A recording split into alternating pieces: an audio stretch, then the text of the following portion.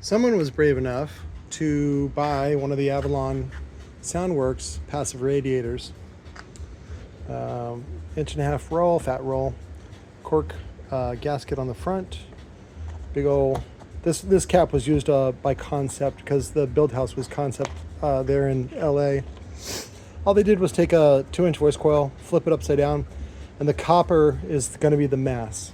So I get them like this, and so the problem that I have is how do I resell these, right? Because we don't know what how Avalon was using them, like what. In fact, I would love if somebody could find on the Internet Archive something on their website to kind of give me a guide on how big of an enclosure they use. Now, the larger the enclosure, typically the lighter you need to mass it. So the other example is the Bob Carver Sunfire true subwoofer, which like on the 10-inch uses a 1 pound, a 1 pound mass attached to the passive. But that's an 11-inch cube. So it's pretty small. Was it the 8-inch? I don't know. Anyways, I think the 10 is an 11 or a 12-inch cube, but it's very, very small. So it requires more mass, more energy, big old motor and all that kind of stuff. Just so you know, the amplifier is not 2,800 watts or whatever he says on there. It's good 500 watts. And the way you can tell is where the power cord goes in, it'll say consumption, and it'll tell you 5 amps. So 5 times 100 volts, it's about 500 watts. There you go. Minus losses, it ends up being about 500 watts. Plus, if you open it up and look at the devices, you can see that it's only like 500 watts worth of devices. But so my conundrum is how do I give this user a good experience? So the way that they come is just like this, and if you have the right size enclosure, you can just stick it in and it's good. And one of the things, like DJ Rob, he backed out of our deal, and I don't do business with him anymore because he welched on his word. He's like, I don't know how to attach anything in there, and I was like, well, let me fix that problem. Again, Robbie didn't ask for help, so how do I know, how dumb he is? So what I did was I grabbed a shim. This is a coil shim that I got from the Concept buyout. And what do you know? It fits right in there because it's meant to shim it. So to go around the top of the pole on the motor and then shim up the coil so it's perpendicular, it's perfect. And so what I really like about this is the fit. It's a snug fit. It's not super tight. But what I'm going to do is go ahead and trim this neck off.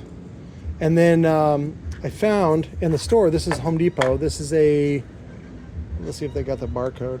I'll let you guys look it up. So, but whatever that is, what is it? It's a Dura USA 2.5 to 1 inch. So what I really wanted was a 3/4 inch like this, because then you can buy this threaded rod from McMaster Carr. It only comes in like 8-foot lengths, and then you got to saw it up. And this is what I used to use for the Audio Pulse remakes. Like when we had the Audio Pulse cones and all that stuff, and we were making them, this was what we'd use. And then we just neck out the cone for whatever this is. You rough up the PVC and then the epoxy it from top and bottom, and it bonds really well. And the system that we had for this, which by this time I've used all the washers that we bought, which at the time were pretty cheap, but now everything is so fucking expensive. We just use them as weights now. But this was T.C.O.Z design from TC Sounds. And then you put them on, and then you got a big nut that you put on, and I even bought the fucking nuts, which again I just use as weights at this point. But again, I was learning. Oops, let me get that back up there. Let's see. So, like I said, at the time this was fine. And then if you wanted whatever, you could actually do like 2 or even 3, because you don't really need that many washers. You really don't need that much weight. So, but this is what makes the VMP, which was T.C.O.Z acronym for it, called the Variable Mass Passive Radiator. Was it VMP? Yeah, Variable Mass Passive. You actually don't need that many washers because it's actually pretty heavy. And this is just one way. The other way, like I've talked about in other videos, is a fixed mass. And I go through all that. I'll put a link in the description to the video. So, but anyways, what I'm going to do is go ahead and I'm going to include this for the user. What you want to do is scratch this up. This is capped on in there, so you want to scratch it up so it makes a good bond. And then you want to scratch this up. And then basically you're going to bond it in like that. Let me just flip it so that you can see what it's going to look like. And so it's going to be like that.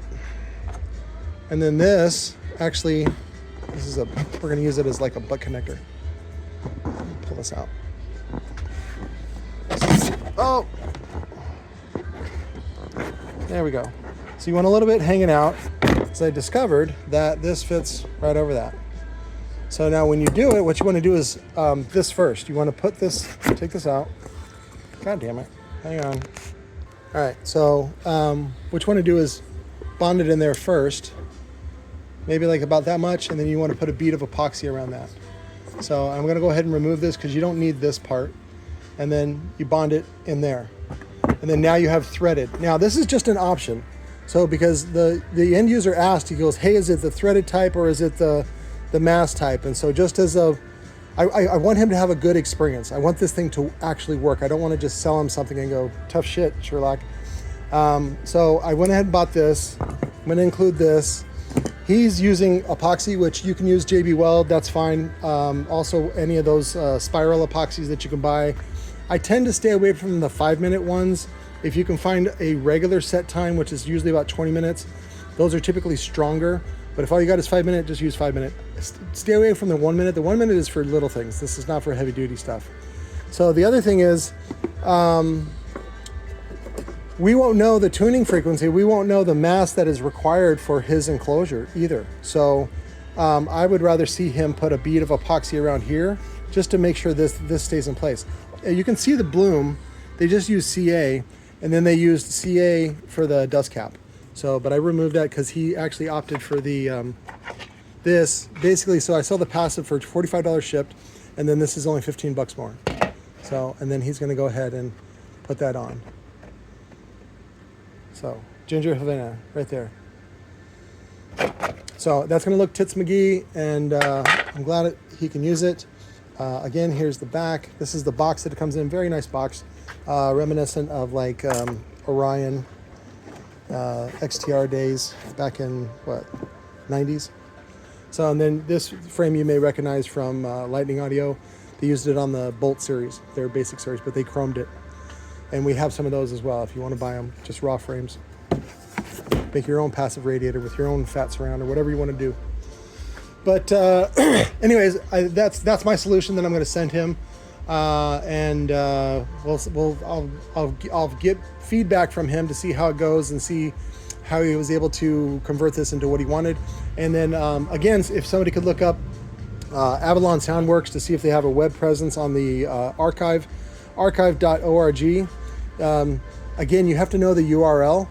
It doesn't have or at least I don't know it has, like a Google search within the archive. That would be great if they did, like if the whole thing was indexed by Google, but otherwise you have to know the actual URL, whether it's avalonsoundworks.com or just avalonsound.com or whatever they picked. Because again, you don't necessarily get to pick the ideal URL. So sometimes you got to, like Louis C.K. said, for the long time he had the .net because somebody else had the .com. So anyways, I love you guys. Thanks for watching. Talk to you later.